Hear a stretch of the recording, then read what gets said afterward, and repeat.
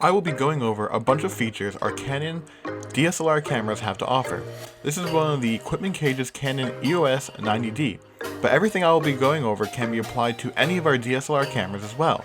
First, let's power on the camera and take a look at the screen here. We can see right away what the camera's shutter speed, aperture, and ISO are all set to, as well as how charged our battery is. This button right here, that will toggle on and off the backlight.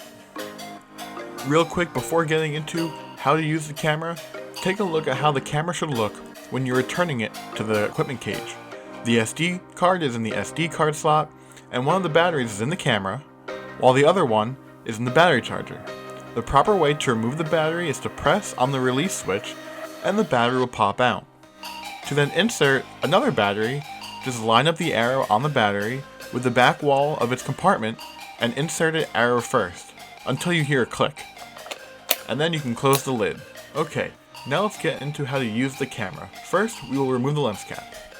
To avoid losing it, place it back to the camera bag, and when you are finished using the camera, put the lens cap back on as soon as possible. On the side of the lens itself, you will see a switch labeled AF/MF. That will set the lens into an autofocus or manual focus mode. Then on the camera, we have this dial on top to change the camera mode. Most of the time you will be in manual mode, but let's run through what the other modes are that the camera has. There is an automatic mode where the camera tries to figure out the best settings by itself. The aperture priority mode where you adjust the camera's aperture and it will auto adjust the shutter speed and ISO. Bulb mode, which will continue the exposure for as long as you are holding down the shutter button. Then you have Custom 1 and Custom 2, where you can set your own presets. The Creative Filters mode, which has some built-in effects to apply to your photos. The Special Scenes mode has some preset settings for different types of common environments you could be shooting in. The Program mode will automatically adjust the shutter speed and aperture, so all you have to do is adjust the ISO. And lastly, the Shutter Priority mode, which allows you to adjust the shutter speed, and then the aperture and the ISO will automatically adjust to compensate. So as I mentioned before, most of the time we will be working in manual mode, which gives you the most control over how your photos come out. I will quickly mention that this is a hot shoe adapter, which is used to attach lights, microphones, and other various equipments to your camera.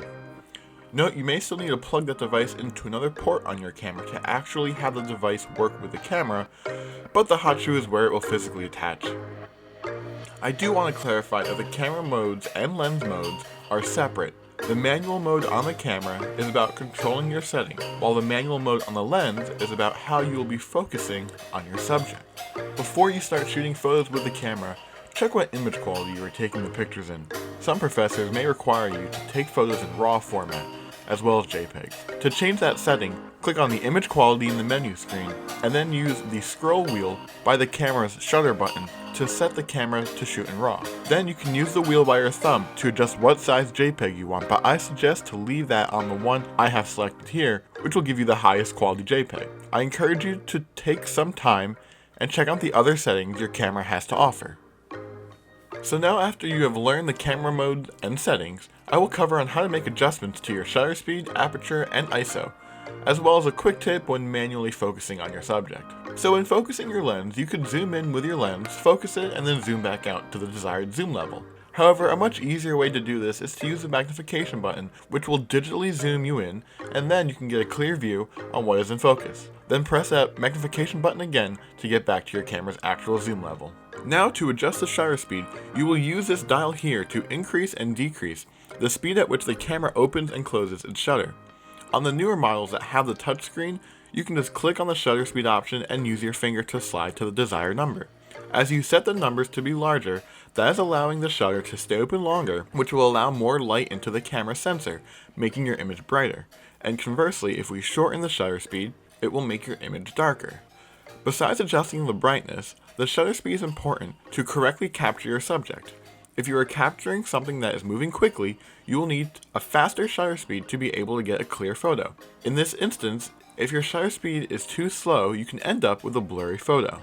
Next, we will look at how to change the aperture, or as it is displayed on the camera as the f-stop. Right now, the camera says f4.0, and if we want to change that, I would use that scroll wheel by your thumb to rotate it clockwise to increase the number and counterclockwise to decrease the number. It is important to notice that having a larger f-stop is allowing less light in. This has to do with its equation, which is the focal length divided by the diameter of the aperture. So having a larger opening in your aperture means you are dividing by a larger number, which outputs a smaller number for the f-stop. In comparison, now when you have a smaller opening in your aperture, you are dividing by a smaller number, which will output a larger number. What I just said may have confused some people, so let's do a quick example to try and clear things up. So if your lens focal length is set to 55mm and you have a diameter of about 6.8mm for your aperture, that will give you the f-stop of f8. Now if you take that same focal length of 55mm and you have an opening of your aperture set to a smaller size with a diameter of only 3.4mm, that will give you the f-stop of f16. So since the 3.4mm diameter is a smaller opening, it lets in less light, but it produces a larger f-stop number. So hopefully this clears it up why having a larger f-stop lets in less light and having a smaller f-stop will let in more light. So besides the amount of light, adjusting the aperture will also adjust your depth of field. Having a smaller f-stop will give you a shallower depth of field, meaning what you are focused on will be the only thing in focus, and the rest of the picture will start to be a little out of focus. And with a larger f-stop, you'll be able to get more of the entire photo in focus at one time, having a larger depth of field. Now back to the camera. Now let's take a look at the ISO. First, to be able to adjust it, you must click the button labeled ISO, and then you can use the same scroll wheel you use to change the shutter speed. With the ISO, the lower the number, the darker the image, and the larger the number, the brighter the image. But what actually is going on here is that you are adjusting how sensitive your camera sensor is to light. Just make sure to be careful when adjusting the setting too high, as you can start to introduce noise and grain into your photo. So in general, I would suggest starting with a lower ISO and adjusting your shutter speed and aperture first before readjusting your ISO. To get more detailed information while taking a photo, you can click the info button, which will show up on screen level, a histogram, and many more details, which you can adjust how much info you see by clicking the info button multiple times. Then you can click the quick control button here, which gives you a shortcut to common settings. Since it is a common question I get a lot, I'll talk about what this drive mode can do. You can also find this setting by pressing the dedicated button labeled drive on the top of the camera. This setting is used to put the camera into a high or low speed continuous shooting mode, or putting it on a self timer for the camera. I will quickly demonstrate how the low speed continuous shooting mode will work. With a single click of the shutter, it will take multiple photos at fixed intervals for as long as you're holding down the shutter button. I will also encourage you to check out the rest of the settings that are displayed in the quick control section. Now to delete a single photo, press this button with the play icon and go to the desired image that you want to delete. Then click on the trash can button. If you're shooting in RAW and JPEG, you'll be prompted with an extra step of asked if you want to delete just the JPEG, RAW, or both. Now, as good as these cameras are at photo, they can also be used to shoot video. To switch between the two, you need to toggle the switch that is around the start-stop button. When in video mode, you can press the start-stop button to start recording, but make sure you see the letters REC on the screen. Then to stop recording, you'll hit that same button. To view the photos and videos you have taken, press the button with the play icon, and then use the controls by your thumb to cycle through them. To adjust your zoom in the preview, you can click on the minus and plus buttons to zoom into a picture, as well as zooming out to see more pictures on the screen. And on the newer cameras, you can use the touchscreen to make the same adjustments.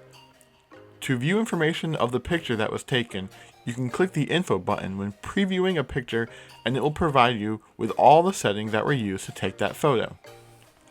Take note that the menu screen changes depending on what mode you're in. So if you don't see the settings you want, you might have to change modes. When we are in the photo mode, we got options on what quality we wanted to shoot our photos. And now that we are in video mode, we are able to change what resolution we want to shoot our video. Pay attention to the max record time. which is how long you can record continuously before needing to press the record button again. This time can change depending on what resolution and how many frames per second you have. If I go into this high frame rate mode and enable it, it will drop the max record time from 30 minutes to about 8 minutes. Lastly, before returning the camera back to the equipment cage, along with making sure everything is physically there as discussed earlier in the video, you will want to go to the menu and clear all camera settings. That way the person who checks out the camera after you will also start off using the camera's default settings. After making sure you have gotten all the files off your SD card and onto your computer, please format the SD card, which will make sure that all of your photos and videos get erased. The cage worker should also be clearing the settings and formatting your SD cards. However, you should take what little time it takes and protect your files from getting stolen by making sure they are deleted off the card in the first place before even returning the camera to the cage. And that's it. Hopefully now you have a little better understanding on how to use the cameras you're checking out from our cage. And if you have any questions, feel free to reach out to myself, my student workers, as well as your professors on any other questions you may have.